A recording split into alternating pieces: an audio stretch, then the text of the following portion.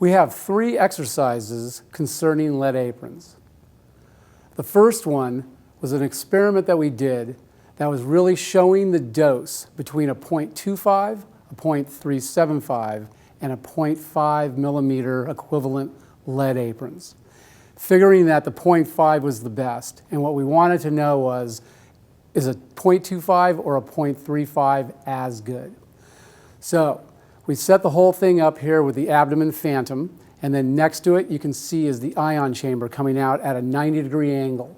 So we collimated the tube down, it was at 40 inches, and we collimated it down to a 12-inch by 12-inch. So it's sort of similar to what an II would be, or at least an II of a C-arm. And we didn't want it to be bigger than the abdomen so that there would be any primary beam hitting anywhere. And so all of the radiation coming out of the phantom is going to be scattered. As you can see, the ion chamber is right next to it. So it was literally within a half an inch away. And so then we just made exposures, and in a moment I'll show you the different techniques that we used. And then we also hung lead next to it. So you can see on the image on the right, we either hung up a 0.25, a 0.375, or a 0.5. Now, as you can see, these lead they are like pieces of lead. They're not inside of an apron. So we actually got these from 2 different vendors, and they had the grommets already there so that we could hang them properly. And they came in 0.25s and 0.375s. And so when we wanted a 0.5, we just hung 2, and that's how we could get it. So these are all the numbers that we have here. So as you look at this chart, you can see that we did it at 3 different sets of techniques and 3 different sets of kVs. So we have 81 kV at 4 mass, 8, and 16 mass. Then we had 102 kV at 2 mass, 4, and 8. And then we had 125 kV at 1 mass, 2, and 4. And as you can see from this chart, never was a 0.25 or a 0.375 as good as the 0.5. One time with the 0.375 at the 125 kV at 2 mass, it only allowed through 1.3 times more radiation. So that was pretty close. On the other hand, one of the times with the 0.25 millimeter lead at the 125 kV at 1 mass, it allowed through 22.3 times more radiation. And again, never were the 0.25 or the 0.375 as good as a 0.5. So in our mind, that was just the proof that we're only going to wear 0.5s, and that's all we ever used is a 0.5. So a while later, the outpatient surgery department called us and said, you know, what are the best leads to be wearing here? Because they had bought leads without asking us, and they had bought a bunch of 0.25s, which is what a lot of departments around the country use because they're so light and they're actually somewhat comfortable to wear. And I told them, well, you know, when I did my experiment, I had the ion chamber just right next to the patient. But that's not the way, you know, where people stand. And they were really worried about it because we were doing lots of ERCPs, and we had this one physician who was doing all these really intricate ones that were noticeably different than other normal kind of ERCPs, and he was taking 20, 30 minutes of fluoro per exam. So all the nurses were sort of panicked over, hey, you know, am I actually getting radiated because these cases are going on forever? So I said, well, I don't know what it's like. Maybe if you're standing 2, 3, 4 feet away, which is where the nurses are standing, you know, any of those leads will be fine. So we set up this whole new experiment where we were going to just check now the 0.25s or the 0.5s, and we were going to do it anywhere between 2 feet out to 6 feet, and we were going to do it at 90 degrees to the patient, which is where really the doctor stands, and at 60 degrees to the patient, which is where the nurse stands. So we took all of our polyethylene blocks and we put the abdomen phantom on top of it. And so now you have, you know, what we would consider a large patient, like a 250-pound patient. And so we have the ion chamber sitting there, and we either just wheel over our 0.5 millimeter lead shield in front of it, or we took one of the 0.25s from their department and put that over it, and so that we were able to then, you know, compare the 0.25 to the 0.5. And these were the numbers that came up.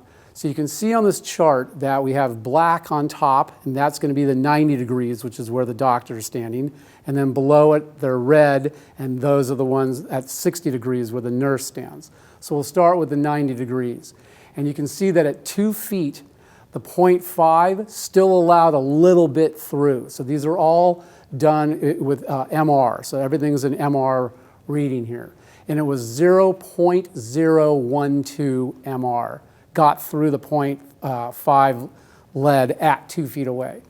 Now, the one right below it there is the 0.25, and you can see that what got through that apron was 1.595 MR, which is 1.5 R. So that is 130 times more dose got through the 0.25 than the 0.5. Once we get to 3 feet, nothing's getting through that 0.5 anymore, so it's 0. But you can see that the 0.25, it still had 0.834.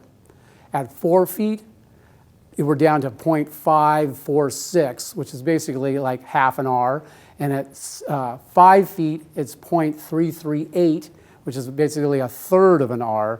And it wasn't until we get to 6 feet that we actually read out at 0, which means the doctor would have to be 6 feet away from the patient to not have any radiation getting through that lead, is what that means. So now we go over to 60 degrees where the nurse stands, and even at 2 feet, the 0.5, there was no radiation getting through. But the 0.25 still had 1.057 MR, which is just over an R. And then at 3 feet, it went down to 0.620, which is kind of 2/3 of an R. At 4 feet, it went down to 0.389, which is basically like a third of an R, and it wasn't until 5 feet that it came out at 0. So that's what we told them. Hey, if you can be assured that your nurses are always going to be 5 feet away or further, then they could get away with a thinner lead, which you can't be assured of that ever, which is why we told them, it's a 0.5. Everybody needs to be wearing 0.5. Our whole hospital needs to be 0.5s only. This is the third little part we wanted to show you, and this was just our way of proving that these lead aprons that we're wearing or that we're putting on our patients, they are for scatter radiation only, and they're never to be put in the primary beam. So you can see we have the detector on the floor and the tubes up in the air, and that way we could start at 72 inches and then just bring ourselves down to 40 inches. And that's what we did. We did one at 40 of more like an abdomen hip technique and one at 72 like a gridded chest technique. You can see that we've made like a light field, a kind of a square light field, and there's a shield in the middle of it. And underneath the shield is a right marker, and then just over here in the primary beam is a left marker. So we're going to start with 40 inches, 85 kV at 16 mass, which kind of is a medium hip technique, let's say. And so you can see that you can see the line going across and where the R marker is, but that part where the R is, that's how much radiation is getting through that. It still looks blackish, right? Now we have 2 leads on top of each other. So now you can see it better, but hey, that's how much radiation is still getting through with 2 leads, 2.5s on top of each other. Here's 3 on top of each other.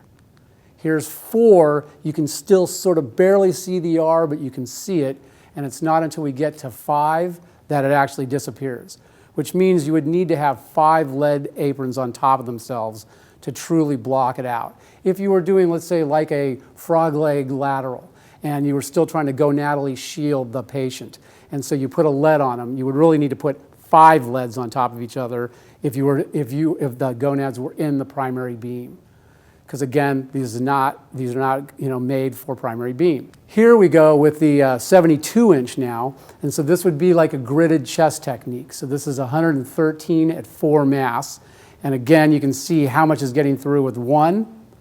Now here's 2 leads on top of themselves. 3. At 4, you can still make out the R, but not that well. And again, it still took 5 lead aprons on top of each other to really block it out. So you don't ever want to be using these lead shields in primary beam, whether you're trying to shield your patient or you're wearing it yourself, because they are not made for that. They're made for scatter radiation only.